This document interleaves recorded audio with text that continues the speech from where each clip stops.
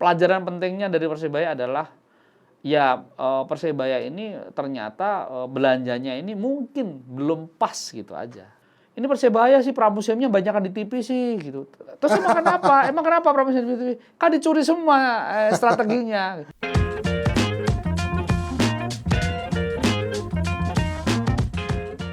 Welcome back to Discord, diskusi olahraga bareng Rais dan masih sama Estu Santoso di sini karena Donzal masih tugas ke luar kota ya, dia masih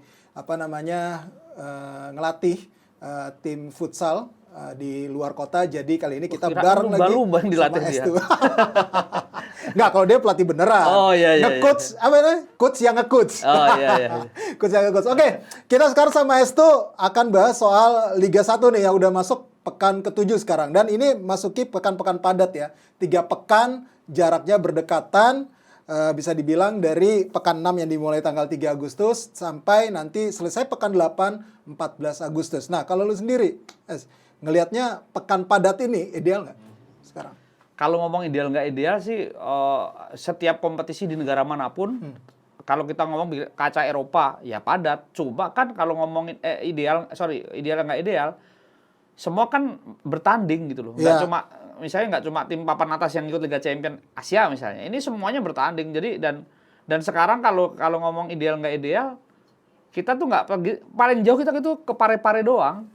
Iya. Nah, jadi nyaris tidak ada yang terlalu jauh. Misalnya dulu ada yang 2021 2022 itu. Kalau normal ya. Iya. Kalau normal itu dari Aceh sampai Papua. Papua artinya itu cukup menguras energi gitu. Tapi kalau misalnya kayak gini ya wajar karena harus kompetisi juga harus menyesuaikan dengan timnas. Dan ini menurut saya dengan kondisi seperti ini sih menurut saya cukup bagus. Sekarang gini, misalnya Persita nih.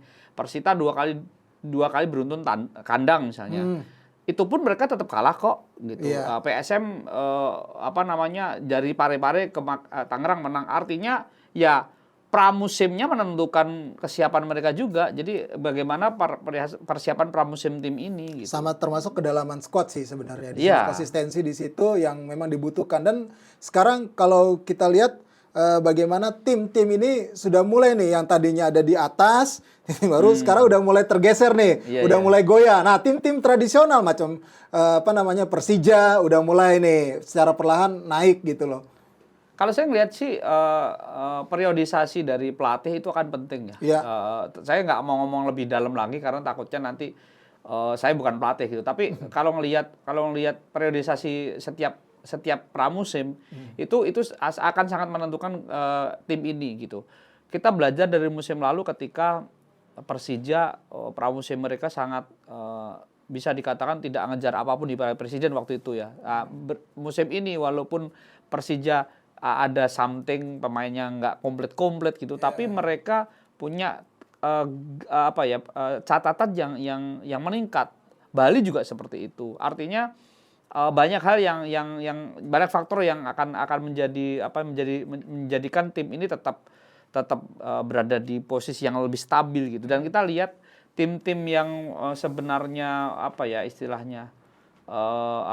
belanjanya lebih banyak masih harus ada adaptasi gitu. Dan ini sebenarnya ini jadi pelajaran penting buat setiap klub bahwa investasi itu tidak hanya sekedar kamu beli pemain segala macam, tapi kamu juga menyiapkan tim, second timnya juga disiapin gitu. Jadi ini menurut saya konsep dari AFC dengan setiap tim punya supporting, harus punya akademi segala macam, dan itu punya sendiri ya, bukan punyanya orang diambil ya. Itu menurut saya itu penting untuk ke depan. Kali misalnya nih Persija ini misalnya ada pemainnya maaf ya, tiba-tiba ada 5 pemain cedera atau apa. Epanya ini siapain gitu. Karena Epanya ini berkompetisi terus, latihan terus gitu loh. Bahkan mereka ketika tim senior off season, mereka tuh ada kompetisi sendiri. Nah, inilah menurut saya menuju ke industri yang sepak bola yang profesional, bukan sepak bola yang campuran ya kata Bang Yuke, sepak bola kombinasi kemarin ya. Menuju sepak bola itu menurut saya seperti itu sih. Jadi kalau melihat dari Persija oke lah gitu. Tim-tim lain kan nggak seperti ini ya memang. Kalau gue ngeliat juga bagaimana para pemain muda itu di Persija memang sejauh ini yang paling berhasil. Dan mereka juga menjadi salah satu contoh di mana mereka sangat keganggu dengan banyak pemain andalannya dipanggil ke timnas.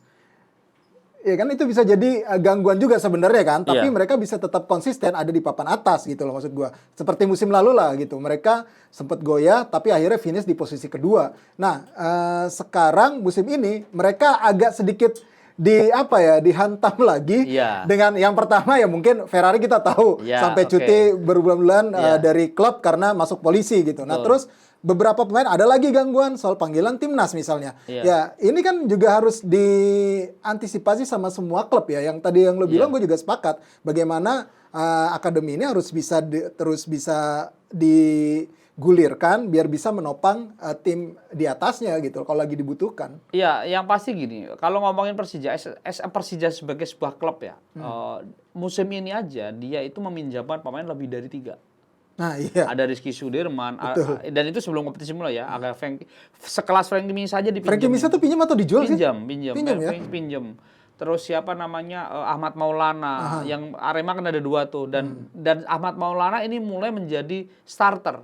Artinya ke depan nih semua klub kalau yang nggak usah seperti Persija juga, tapi maksudnya menuju ke arah situ ini akan menjadi baik. Ini antisipasi untuk padatnya jadwal seperti ini. Kita tahu bahwa dari pekan ke-6 sampai pekan ke-8 ini cuma ada rentang waktu 1 hari doang. Jadi tanggal 3, 4, 5, 6 Iya. berhenti, terus mulai lagi 7, 8, 9, 10-nya nggak ada. Iya, 11, mulai 12, lagi. 13, 14. Iya, nah artinya ini harus diantisipasi dari awal klub bahwa semoga konsistensi jadwal kan persoalan di negara ini di Liga Tidak 1, konsisten. Liga Indonesia itu adalah tiba-tiba ada pilkada nih.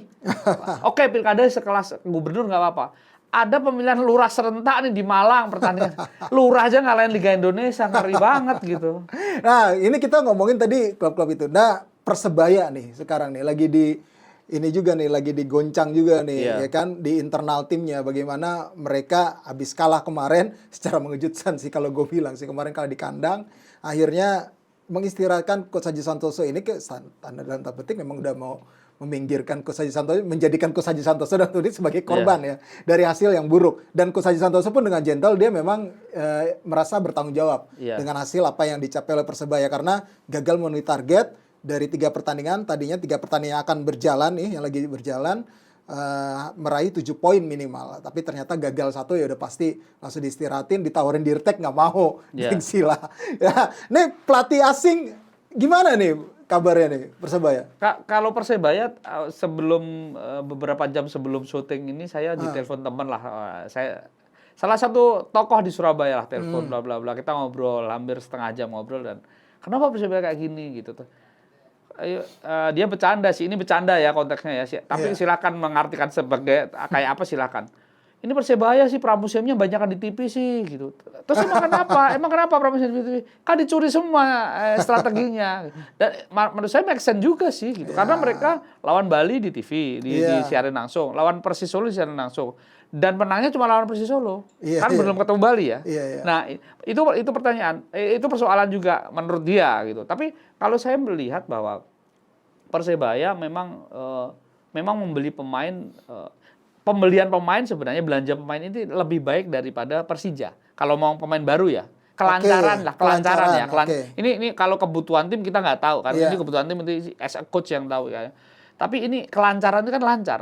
Song Uyong digosipin datang. Terus apa yang Stefanovic datang gitu-gitu. Artinya mereka lancar sebenarnya, tapi ternyata apakah ini sesuai yang diharapkan atau enggak? Itu yang menjadi pertanyaan karena 2 kali nih mereka sebelum kalah lawan Persikabo riskan loh mereka lawan Barito kebobolan dulu loh tertinggal dulu jadi ini menurut saya ini jadi catatan penting di saat itu ya. Jadi kalau Coach Aji mungkin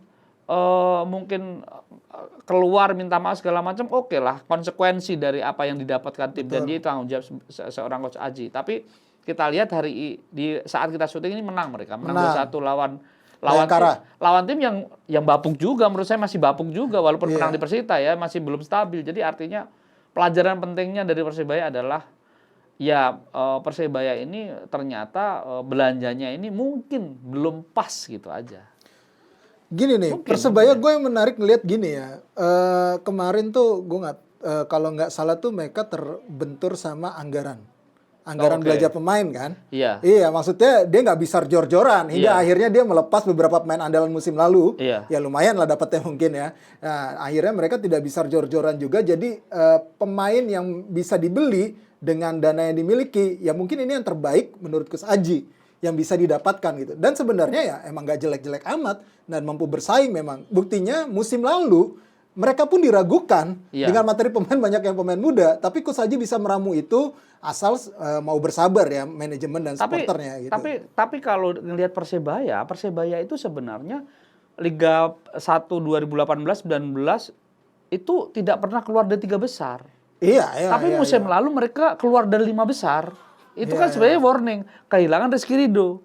Rizky Ridho itu kan sebelumnya ada Rahmat Irianto dan juga Rizky Ridho. Ini jadi ikon pemain muda, mau jadi calon legend mereka. Iya, betul. Dua-duanya hilang. Kehilangan Rahmat Irianto, oke, masih ada Alwi, masih ada Hidayat gitu ya. Tapi kehilangan Rizky Ridho kelihatan sekali. Dua-duanya pemain nggak ada loh. Leo Lelis keluar, Iya. Rizky Ridho keluar. Ini riskan kehilangan 2 orang ini. Menurut saya ini poros lini pertahanan. Walaupun yang baru ini ya pemain yang Stefanovic ini bagus, tapi kan butuh adaptasi. Terus ada Kadek Raditya datang, kan baru juga gitu. Ya mungkin kanan kiri Arif Catur mulai matang, Reva kembali. Tapi yang poros tengah, nah Iya, ini tengahnya kehilangan sih. 2 gitu. Iya, tengahnya Ricky udah cabut juga. Iya. Iya, benar-benar tengahnya sih. Bruno Moreira juga kurang bisa belum ya. Iya, belum belum. seperti performa dia waktu pertama kali di Persebaya juga. Tapi persoalan yang palingan menurut saya adalah kelihatan sekali bahwa kreativitas di tengah menurut saya belum terlalu kreatif. Zé Valento masih sering mundur aja gitu, ngedelay bola segala macam. Terus duet center back. Iya. Ya ini yang menurut saya yang apa ya, yang mungkin jadi PR lah bagi Persebaya. Tapi ngomong-ngomong pelatih baru siapa? Lu Paul dengar Munster. rumor-rumor. Tapi itu benar Paul Munster. Gosip-gosip Jackson enggak? Karena Jackson mungkin masih kontrak sama Persis sebagai Dirtek. tidak ada isu yang mengarah ke Jackson. Belum ada isu yang Belum mengarah ke ada yang Jackson. mengarahkan ke Jackson. Iya, tapi kalau melihat kebiasaan Azrul Ananda dan manajemennya, ini kayaknya memang Paul Munster ini tipe-tipe yang cocok bekerja dengan mereka gitu loh. Apa namanya? Pemain muda. Ini pelatih karir ya, bukan mantan pemain ya. Ini pelatih karir gitu. Jadi pelatih yang besar karena lebih kepada belajar gitu ya, bukan based in. Tapi ini nggak tidak membeda-bedakan pelatih karakter, tapi ini karakter dia itu bisa diajak bikin sistem gitu loh. Ini kayak mungkin seperti itu. Dan dia cocok untuk pemain muda mungkin. Bisa jadi Yang dan dimiliki Persebaya. pendekatan itu yang mungkin bisa dilakukan karena kalau ngomong pelatih yang menggantikan Aji, misalnya pelatih lokal, ngomong Jackson tadi, legend lagi. Takutnya ada something yang tidak cocok dengan Azrulnya ini gitu. Itu aja sih mungkin seperti itu. Cuma Paul Munster doang ya? Pak Hanseo kan nggak itu. Gua agak-agak kok dimunculin terus sama itu. Tapi tidak sesanter ketika Persib. Iya. Malah kalau kalau Persib kan banyak tuh langsung Benjamin Mora lah, Pak Hanseo segala macam. Kalau Persibaya ini kok gosipnya cuma Paul Munster gitu loh. Jangan-jangan udah deal. Iya, tapi Paul Munster bukan masih di Brunei? Masih di Brunei, direktur teknik. Oke, mungkin dia lebih tertantang untuk ini ya, nangani Liga 1 Bisa lagi. jadi, bisa karena kalimat dia sebelum keluar dari Bayangkara itu dulu kan dia pengen balik ke Eropa dengan status untuk bisa melatih di Eropa nanti. Iya. Persebaya ini latihan di Eropa. Gitu menurut saya. Gitu ya. Nah, kalau misalnya ngomongin Persebaya, rivalnya nih, Arema masih juga bapuk nih belum menang. Bahkan kemarin di Bali saat kalah 0-4 ya. Iya. Kalah 0-4 ya. Nah, ini mereka sampai ya udah harus menenangkan supporter mereka yang hadir di sana gitu, memberikan pengertian. Ya, gue sih masih bingung nih, apa nih yang harus dilakukan Arema ya biar bisa bangkit gitu. Arema sebenarnya secara kerangka tim yang berganti adalah pemain asingnya aja ya. Iya. Nyaris semua tim pemain lokal itu hanya sama, masih ada Johan Alfarizi, kecuali kiper ya. Kiper kan, tapi kiper masih ada si Teguh Hamirudin gitu. Terus mereka masih punya Dendi Santoso, masih Dedi Setiawan. Maksudnya kerangka tim lokal masih sama. Tapi kalau ya seperti yang saya sering ngomongin, psikis dari pemain ini seperti apa itu jelas. Iya. Terus apakah Mas Joko, Coach Geto ini bisa sekedar tidak hanya mengatur strategi gitu. Karena Arema ini kan dilematis sekarang posisinya, kan bermain di kandang lawan. Kalau bermain di kandang mengungsi ke kandang lawan ada batasannya. Ini bulan ini bisa kembali, itu masih ngejar itu. Ini tuh kita nggak tahu kapan kita balik. Nah, ini menurut saya ini juga hal yang krusial, dan ini sebagai Coach Joko Susilo ini juga menurut saya ini ini belum tentu orang bisa pegang tim ini siapapun deh gitu. Betul, itu sih menurut saya itu. Iya. Walaupun pelatih asing ya mungkin agak berat juga ya buat ngangkat ini ya. Karena itu tadi, yang pasti itu tidak ada ketidakpastian. Ketidakpastian itu nggak ada, burem Arema itu. Maksudnya balik kita bisa balik ke Malang lagi atau apa, itu nyaris sama sekali gitu loh. Dan terlepas dari ada tragedi Kanjuruhan atau apapun yang masih berjalan, segala macam tuntutan keadilan segala macam masih ada, mereka tentu beban gitu loh. Dan ini yang menurut saya yang itu nggak ringan. Ini ya, sorry ya, pemain ini saya beberapa kali kontak-kontakan dengan pemain Arema gitu. Dan ya mereka mengatakan hal seperti itu. Bahkan ada satu pemain yang udah pindah dari Arema, musim lalu masih di Arema, itu kayak migrain gitu. Kalau inget itu kayak migrain. Iya, pasti memang traumanya tuh masih berasa ya. Jadi menurut saya ya kalau misalnya mengecam klub silahkan, tapi tolong jaga nih mental manusia-manusia yang di dalamnya gitu. Itu sih. Iya, benar sih. Oke, itu tadi Arema kita tinggalin. Sekarang ke PSS Sleman nih, kelakuan supporter lagi nih. Baru kita kemarin bahas ya. Maksudnya agak direvisi, agak dilihat lagi. Tapi kan ini aturan. Ini kan masuk ke lapangan ini balik lagi ke supporternya sendiri gitu. Bagaimana mereka harus bisa menerima kekalahan dengan cara yang arif gitu. Dengan cara yang bijaksana gitu. Nggak langsung melulu dengan turun ke lapangan, terus meluapkannya dengan penuh emosi, yang akhirnya malah justru merugikan diri sendiri ataupun klub gitu loh. Ya, ini sebenarnya kaitannya dengan kemarin kita bikin teknologi kemarin itu ya, bikin apps segala macam, dan supporter itu tidak hanya sekedar beli di online, tapi datanya sudah terekam.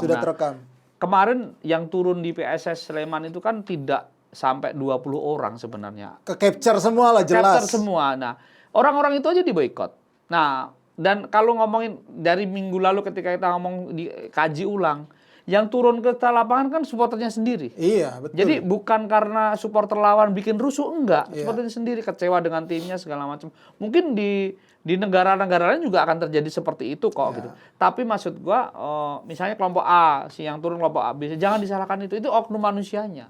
Menurut saya ya sekarang adalah karena gini, saya punya pengalaman, sahabat saya dari Malaysia itu pernah di-ban nggak boleh masuk Singapura gara-gara pas timnas Malaysia sama Singapura itu dia bertengkar di stadion Jalan Besar gitu. Dan itu dia 3 tahun tidak bisa masuk. Datanya memang udah di merah. Nah, kayak gitu aja. Kan Pak Erik juga kemarin bilang kan ada rusuh supporter di blacklist, sempat ngomong kayak gitu kan. Kalau nggak salah ngomong kayak gitu. Lah maksud saya ini persen aja. Karena gini, kadang-kadang nggak fair, nggak adil kalau diikitin semuanya karena satu orang gitu, apalagi ini jelas ya. Ini gitu. Jelas dan ini jelas mereka mukanya tercapture. Nah, nextnya itu mau diapain nih, tuh kejadian itu gitu. Nah, buktinya PSS menang loh. Benar-benar akhirnya PSS menang di kandang lawan. Di kandang lawan 3-1. Oke deh. Itu tadi mudah-mudahan memang ada perubahan dari sisi nggak supporter aja gitu, dari klub, panpel, dan semuanya bisa berubah agar bisa membaik lagi kompetisi di tanah air. Nah, oke, sekarang kita lanjut ke preview pekan ke-8 yang bakal mulai pada 11 Agustus nanti. Yang pertama, Bali United versus PSM, prediksi lo? Gue kok agak PSM ini lambat-lambat mulai menaik lagi gitu. Tapi kemarin Bali United pun keteteran lawan Persik Kediri. Makanya ini bisa mengejutkan PSM, tapi mungkin imbang lah pertandingan. Imbang, gue juga imbang. Oke, Persebaya Persita. Sama sih Bang, Persebaya sih. Di kandang Persebaya ya? Persebaya bangkit ya kayaknya. Ini kemenangan pertama kandang nih. Oke. Persik lawan Persis Solo. Seru nih, ini seru nih. Persik hati-hati, jangan terlalu overconfident. Benar, karena Persik memang ya salah satu yang konsisten sih, lumayan lah ya. Iya. Lumayan ya. Tapi juga pernah kalah di kandang juga Persik persoalannya makanya, gitu. Nah, Persis Solo nih yang sebenarnya harus Persis Solo dalam tekanan nih. Iya, Nah, ini dalam menarik tekanan. nih. Walaupun saya tetap cenderung ke Persik akan menang, tapi Persis Solo siapa tahu ini meledaknya di sini. Oh, oke. Nah, tapi Ramadan Sananta udah ke timnas belum ya? Ini jadi masalah juga nih pemain-pemainnya. Strikernya 2 kan dipanggil Iya, sama Irfan. sama Irfan Jauhari Iya, gitu loh. Amunisinya berkurang 2 loh. Masih ada Roni, masih ada Rodriguez, masih ada beberapa pemain yang lain sih menurut saya sih. Masih aman lah ya, harusnya bisa ya. Arkan Kakak masih ada gitu. Siapa tahu Arkan Kakak malah meledak di sini kan kita nggak tahu. Nah, terus PSS Sleman Bayangkara. PSS Sleman Bayangkara bisa jadi PSS Sleman ini pulang. Sebelumnya ada Persib Barito juga. Oh iya, Persib Barito nanti, tapi PSS Sleman dulu kita bahas. PSS Sleman gue nggak tahu ya. PSS Sleman kayaknya kayak terpecut deh. Dan ini ujian buat supporternya. Ini ujian buat supporternya. Saya justru berharap mereka Jamu Bayangkara supporter datang lagi dan lebih tertib dan menang. Iya, benar-benar. Kita belum tahu ya sanksinya apa ya, apa tanpa supporter atau enggak ya. Tapi ya harusnya PSS bisa menang. Persib Barito ini juga nih seru banget nih. Barito juga lagi gokil sih. Iya, Barito lagi bagus, tapi balik lagi akan ada penentuan-penentuan yang penting karena Persib kadang-kadang juga masih fluktuatif sih gitu. Walaupun saya tetap lebih cenderung ke Persib ya. Oke. Gitu. Walaupun cenderungnya nggak terlalu 70 60 aja, bahkan mungkin 50 ke seri gitu. Harusnya ini kemenangan perdana bagi Bojan Hodak sih. Iya. Terus Madura United Persija Jakarta di kandang Madura. Persija Ini berat juga nih. berat, tapi Persija Madura bisa menang lah sama Persija. Madura bisa menang ya. Ya, Madura bisa menang. Gue masih ngeliat hasil imbang sih di laga ini. Borneo Persikabo, Borneo menang lah. Borneo menang. Iya, Borneo menang. Dewa United PSIS Semarang. Nah, ini seru nih. Ini Main di Tangerang. Iya, ini Dewa bisa menang. Dewa bisa menang ya. Dia bisa menang. Oke. Arema Rans Nusantara. Eduardo Almeida adalah kata kuncinya. Jadi Arema aja deh dulu menang, biar dikasih menang. Iya deh. Oke, itu tadi prediksi dari kita untuk Liga 1 pekan ke-8. Dan sampai di sini juga untuk konten Discord episode kali ini. Gue mengucapkan terima kasih. Jangan lupa di-follow untuk akun sosial medianya Skor Indonesia. Baik itu Instagram, TikTok, apalagi Facebook, Twitter. Apalagi yang baru, lupa gue namanya? Thread. Thread, ya pokoknya follow terus akun sosial media dari Skor Indonesia. Gua Rezatnan dan juga Ernesto. pamit.